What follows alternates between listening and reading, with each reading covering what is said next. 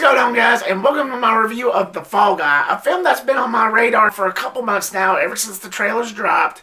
It seemed like it would be right up my alley, a fun, action-packed thrill ride. It is also based on a TV show of the same name that came out, I think, sometime in the 70s or 80s. Had no idea of its existence until this movie was announced, until people started talking about it. I've never came across it. I've never even seen any posters of it, which by default, never seen it. But was the film the best I've seen? No. But was it the worst I've seen? Hell no. So essentially you have this stuntman who's been working on this film. So after finding out that the main star of this film has disappeared, the stuntman gets called up upon to try to find him. And in his journey, he goes on a rampage to try to find this guy.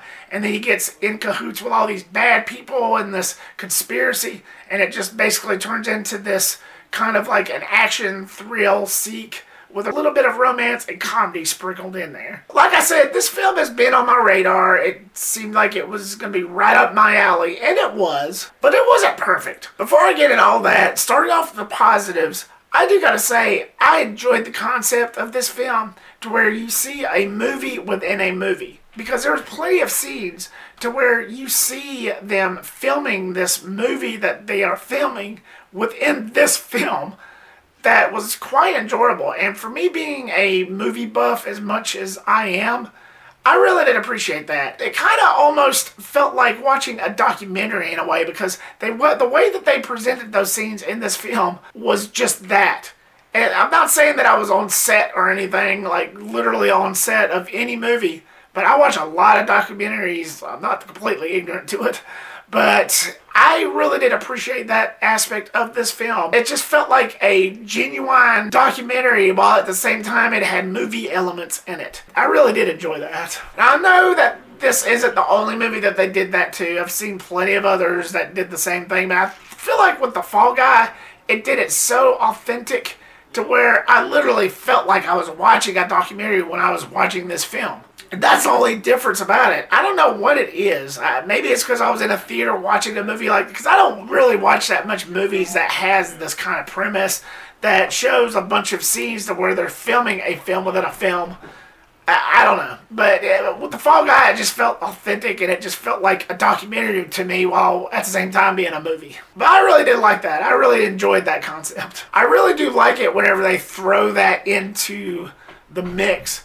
And especially me being the type of movie buff and movie fan that I am, of course I was going to enjoy that. Of course I was going to get some enjoyment and excitement from that. To where you see Ryan Gosling do his thing, and then Emily Blunt behind the camera doing her thing. And it was just mesmerizing. I really did feel like I was watching a documentary. Speaking of the two main characters, Ryan Gosling and Emily Blunt, I enjoyed their characters. There's a little bit of a hinge there, but I'll get to that later. But with somebody as charming and has as much charisma as Ryan Gosling and Emily Blunt, I think they were a perfect casting choice for this film. Now, were they perfect? No, but again, get to later. But I really did feel like their presence in this film really worked and really helped the tone and pace of this film. There are two actors where I don't see Ryan Gosling that much. The only other thing I've seen him in, I may have seen him in other stuff, I just can't remember. But the main one I remember him from, because it was all the chatter, was last year's Barbie, where he played Ken. But Emily Blunt, I can safely say that I've seen more of her stuff than Ryan Gosling. Not that that's a negative on Ryan Gosling's part. I think he's a good actor. These two are being put equally in this spot, but I really did enjoy watching them together and just watching them do their thing. The action in this, when it was happening, I thought was pretty good. The budget, from what I was reading, I think was a reported $130 million, plus there's like $60 million on top of that, which makes it like $190 around there. It shows. Director David Leitch, who brought us such movies as Deadpool 2 and last year's Bullet Train, and some others, and who was also a stunt coordinator for the John Wick films, I think he did a really good job on this film. I think he's a really talented director. Seeing his name attached to a movie kind of gets me interested. I like his work. And I think he did a really good job, yet again, for The Fall Guy. The film wasn't bad, not by a stretch. It had its moments. But it wasn't perfect either. So as I dive into my mixed, the comedic element, I know, here we go again. There are things that worked, there are things that didn't. What worked was on Ryan Gosling's part. I felt like that his humor worked the best for me when he would try to be funny and throw out funny lines and smart-ass comments. I felt like that worked the most. It just did. I think that guy knew what he was doing in terms of the comedic element to this film. But what didn't work was everybody else. All I heard was crickets most of the time, and just most of the rest of the jokes, if it wasn't coming from Gosling himself, they just fell flat. Especially on Emily Blunt's part. Like when Ryan Gosling and her would be talking and coursing back and forth, he would say something funny, and then Emily Blunt would say something in retaliation. All I heard was crickets. It just plain crickets. It just, nothing worked for me. Everybody else just fell flat, and it just really did not work for me. I know this is something that I've been saying all along, but it is what it is. Comedy is just doesn't really do that much for me. But if it wasn't for Ryan Gosling, this would be in the negative spot. So, I'm sorry. It just is what it is. But I just felt like the comedy wasn't as strong as I wanted it to be, but there are certain moments, mostly from him, that worked. It's not something that completely destroyed this movie for me. It just is what it is. Hey, what are you gonna do? Moving on to my negatives, I am one that is not a fan of the romance side of stuff, but if it's done right, I can get invested. But here, I don't feel like the whole relationship romance angle between Ryan Gosling and Emily Blunt, I just didn't buy it. The way that they came off was, I don't know, just something about it I just couldn't get invested in. It just wasn't that believable to me. The way that they came off towards each other, as much as I liked their chemistry when they wasn't focused on the whole romance thing, I liked their chemistry when they were just that. But the whole romance thing, I just could never get into it. Just the way that it was presented, I just couldn't get invested. I never bought it for a second. The whole entire runtime, I just couldn't. If a romance plot line is done right, then sure, I'll buy it. But I just don't feel like it was done right here. But I just don't feel like it was earned enough for it to even have a place in the film. And for my final negative, I feel like the film sort of struggled a bit on what it was trying to be.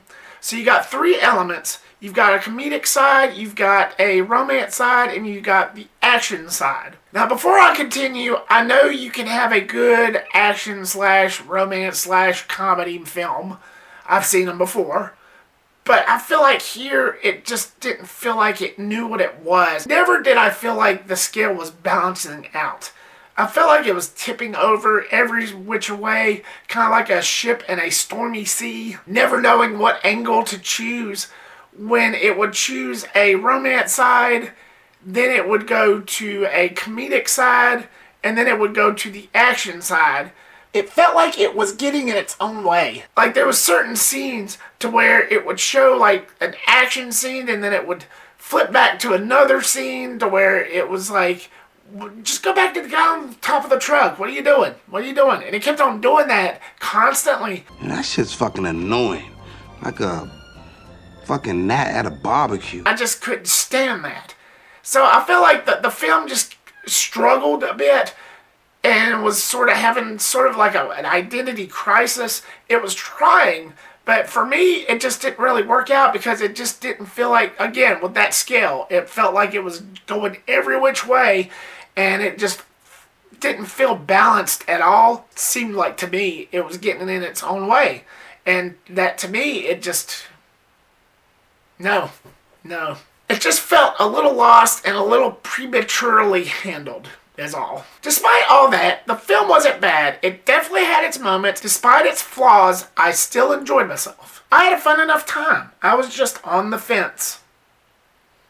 Would I revisit this again? Sure, but it's not necessarily something that would prompt me to revisit it anytime soon. It's not something that I feel like that I would die if I didn't. Well, that's a wrap. The Fall Guy, what was your thoughts on it? Have you seen it yet? Are you a fan of this? Are you somebody who likes films about films being filmed within a film? Like that whole documentary angle, while at the same time knowing you're watching a movie. Is this something anywhere close to your ballpark? Or is this something that you could very easily forget fast? Leave me your comment down below and give me your thoughts. Thank you so much, guys, for watching this. I really do appreciate it. Like, subscribe, comment, and share. And as always, make sure to click that bell icon so you don't miss a thing. And I will see you on the next one. Peace.